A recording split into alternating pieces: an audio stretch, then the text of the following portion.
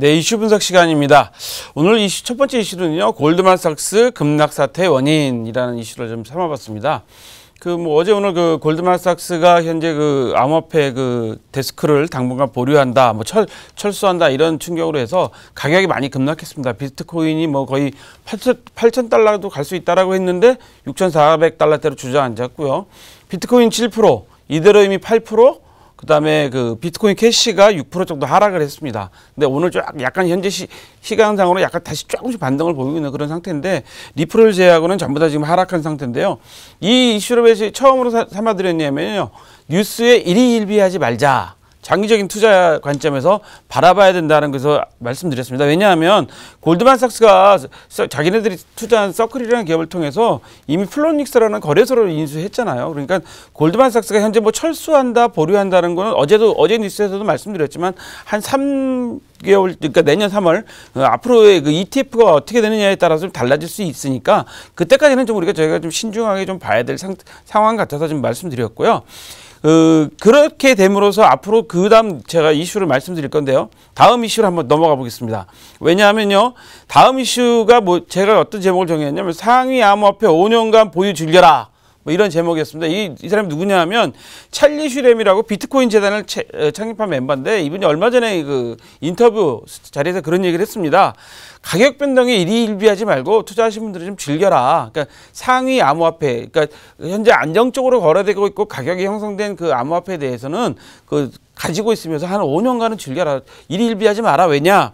사실 이분도 보면 찰리 슈렘 사람도 히스토리를 보면 마약업자한테 비트코인을 판매했다가 2년간인가 복역했어요. 2년간이나 감옥에 갔다 왔죠. 그러니까 본인도 이제 어떤 게 문제점이 있다는 걸 잘 아는 사람인데, 이분이 비트코인의 창립 멤버로서 이제 해줬던 얘기입니다. 그래서 시가총액 암호화폐, 시가총액 상위 암호화폐에 장기적으로 투자해라. 그리고 암호화폐 지금까지 보면 비트코인 같은 경우 보면 상승 하락장이 2년 주기로 계속 발생하고 있다. 2년 주기로 계속 바뀌고 있기 때문에 좀 기다려봐라.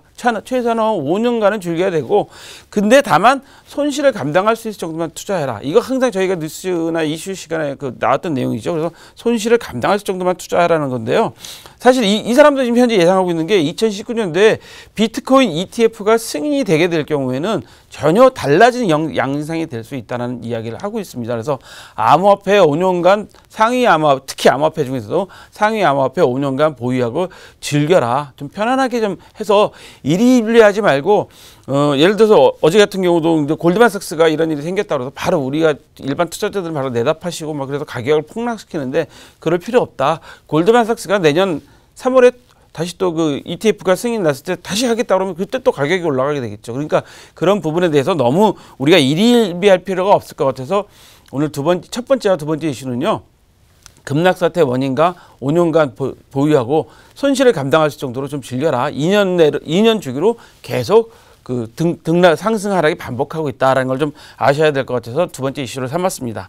세 번째 이슈는요, 불법 채굴이 인터넷 질서를 위협하고 있다. 그래서 중국의 공업정보화부 현황 보고서를 통해서 경고했다는데요. 클라우딩 컴퓨팅을 통해서 타인의 컴퓨팅 자원을 자꾸 뺏어가는 거죠.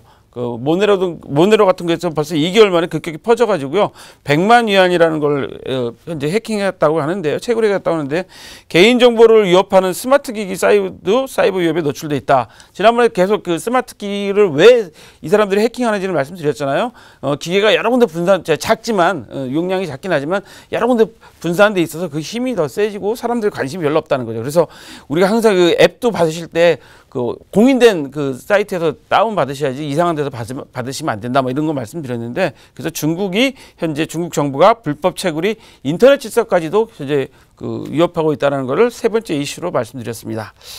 자, 네 번째 이슈는요, 아까 첫 번째, 두 번째 이슈랑 좀 비슷한 내용이긴 한데, 암호화폐 ETF 시도는 계속된다. 그래서 코인베이스가 블랙록과 공동으로 현재 암호화폐 관련 ETF를 만들 것을 검토 중이라고 합니다. 코인베이스가는 암호화폐 거래소죠. 그다음에 암호화폐에 관련된 전자지갑을 서비스해주는 업체인데, 블랙록은 뭐죠? 6조 달러를 굴리는 세계 최대 자산운용사입니다. 세계 최대 자산운용입니다.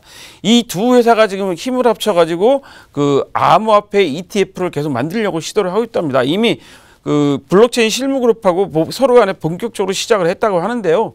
사실은 그 암호화폐 인덱스 펀드를 그 팔기 위해서 관련 운영 보수도 이미 2%에서 1%를 인하를 시켰다고 해요. 그러니까 여러분들 지금 첫 번째, 두 번째 뉴스 골드만삭스 뉴스와 그다음에 5년간 장기 보유해라고 했지만 이제 네 번째 뉴스에서 ETF는 계속되고 있다. 그러니까 결국은 내년 3월에 ETF가 어떻게 되느냐에 따라서 우리 암호화폐 시장이 전반적인 변화가 가져올 것이라는 걸 좀 알고 있으시면 좋을 것 같아서 네 번째 뉴스를 했고요.